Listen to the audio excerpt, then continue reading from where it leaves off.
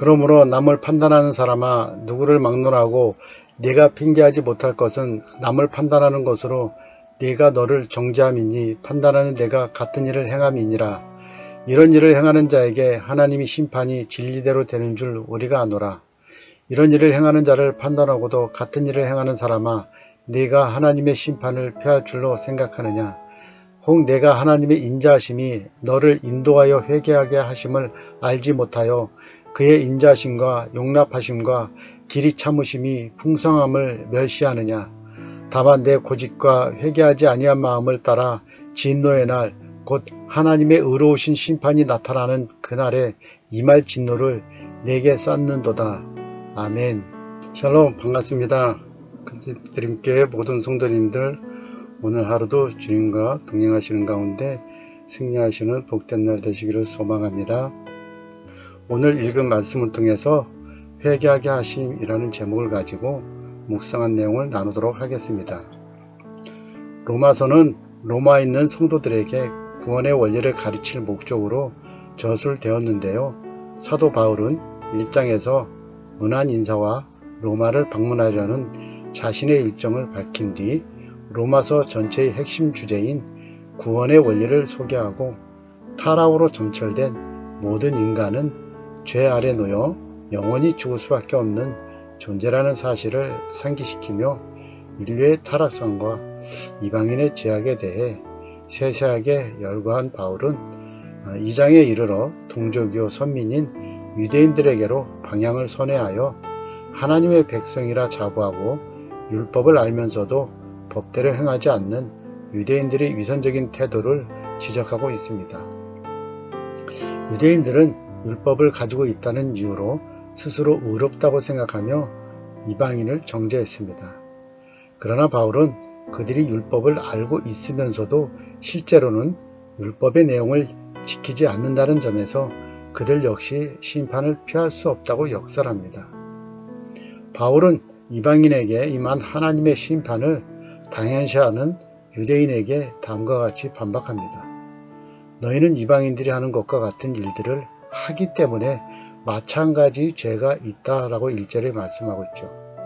그리고 인간들에 대한 하나님의 심판은 풍문이나 우리의 자신의 좋은 의견 또는 인간의 평가에 따르지 않고 진리에 따라 심판하신다고 2절에서도 말씀하고 있습니다. 유대인들 역시 겉으로는 율법을 지키는 척하지만 실제로는 이방인들과 다를 바 없는 죄를 짓고 있었음을 바울은 폭로합니다. 바울은 유대인들이 율법을 가졌다는 이유만으로 하나님의 심판을 면제받을 수 있다는 착각을 하고 있음을 지적합니다. 겉으로 드러난 종교적 행위나 유대인이라는 신분이 아니라 각 사람의 내면과 행위에 따라 심판이 이루어질 것임을 3절에서 선포하고 있습니다.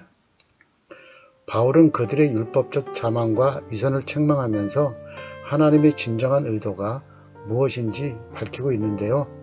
하나님은 백성들에게 심판을 주기 위한 하나님이 아니라 심판하기 전에 돌이켜 하나님께로 돌아서기를 바라시는 분이고, 그러하신 하나님의 마음이 4절에 표현되고 있는데요. 하나님의 인자하심으로 회개하게 하시는 은혜를 알아야 한다는 것입니다. 4절의 말씀을 제가 세번역 성경으로 읽어드리겠습니다. 아니면 하나님께서 인자하심을 베푸셔서 그대를 인도하여 회개하게 하신다는 것을 알지 못하고 오히려 하나님의 풍성하신 인자하심과 너그러우심과 오래 참으심을 업신여기는 것입니까? 라고 하였죠. 이 말씀을 의역으로 좀 풀어보면, 당신은 혹시 하나님의 한없는 친절함과 관대함, 그리고 당신을 향한 끝없는 인내를 업신여기고 있는 것은 아닙니까? 당신이 회개할 수 있도록 하나님이 이토록 관대하게 기다려 주신다는 것을 깨닫지 못하는 것입니까? 라는 말씀이죠. 하나님의 자비는 목적이 있습니다. 하나님의 인자하심, 용납하심, 그리고 길이 참으심은 단순한 무관심이 아니라 사람이 죄를 깨닫고 돌이키도록 돕기 위한 적극적인 행동입니다. 이 말씀은 하나님의 자비를 악용하거나 당연하게 여기는 사람들에게 던지는 경고입니다. 하나님의 오래 참으심을 멸시하는 행위는 결국 더 큰 심판을 초래할 수 있습니다. 바울은 하나님의 관용이 회개로 이어져야 함을 강조하고 있는 것이죠. 하나님이 즉시 심판하지 않는 이유는 회개의 기회를 주시기 위함이고, 이 기회를 낭비하지 말고 돌이키라는 촉구이며, 하나님의 자비로운 성품을 보여주는 동시에 그 자비가 가진 궁극적인 목적을 분명히 드러내고 있는 것입니다. 바울이 유대인들을 대상으로 하여 그들의 율법적 자망과 위선을 책망하면서 하나님의 진정한 의도가 무엇인지 밝히고 있는 말씀이죠. 그러나 사람들은 종종 하나님의 오래 참으심을 오해하여 심판이 없을 것이라고 착각하고 계속 죄 가운데 머물러 있습니다. 사람들이 하나님의 인자하심, 오래 참으심을 오해하는 것은 하나님은 좋으신 분이니까 그냥 넘어가실 거야 라는 착각과 벌이 없으니 내 삶은 괜찮은 거겠지라는 이러한 생각은 하나님의 은혜를 값싼 것으로 만들고 회개를 미루게 합니다. 바울은 바로 유대인들의 이런 태도를 책망하고 있는 것입니다. 하나님이 참고 기다리신 이유는 죄를 덮어주려는 것이 아니라 회개로 이끄시려는 것입니다. 오히려 우리가 돌이키도록, 다시 하나님께로 돌아서도록 주어진 기회의 시간입니다. 회개는 하나님의 은혜에 대한 성도들의 올바른 응답입니다.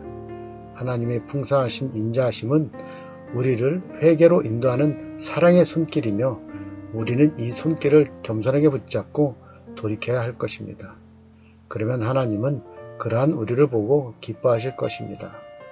누가복음 15장 7절에 보면 내가 너희에게 이르노니 이와 같이 죄인 한 사람이 회개하면 하늘에서는 회개할 것 없는 의인 99으로 말미암아 기뻐하는 것보다 더하리라 라고 하였습니다. 오늘 하루도 하나님이 기쁨이 되는 삶을 살아가시는 저와 여러분이 되시길 소망합니다. 기도하겠습니다. 하나님 아버지, 우리의 전 삶 속에서 하나님께서 기뻐하지 않는 삶을 살아갈 때에 돌이키게 하시는 하나님의 인자하심을 외면하지 않게 하옵소서. 성령님께서 우리의 심령 가운데 찾아오셔서 조명하여 주실 때 하나님께로 바로 돌아서는 용기를 주시고, 성령의 능력을 의지하여 하나님께서 원하시는 길을 가는 신실한 종, 하나님의 기쁨이 되는 청지기의 삶이 되게 하옵소서. 그렇게 행하실 주님을 찬양하고 감사하며 예수님의 이름으로 기도드렸습니다. 아멘. 계속해서 공동기도 제목과 교회와 담임 목사님을 위해서, 그리고 어려운 환경에 처해 있는 성도님들을 위해서 기도하겠습니다.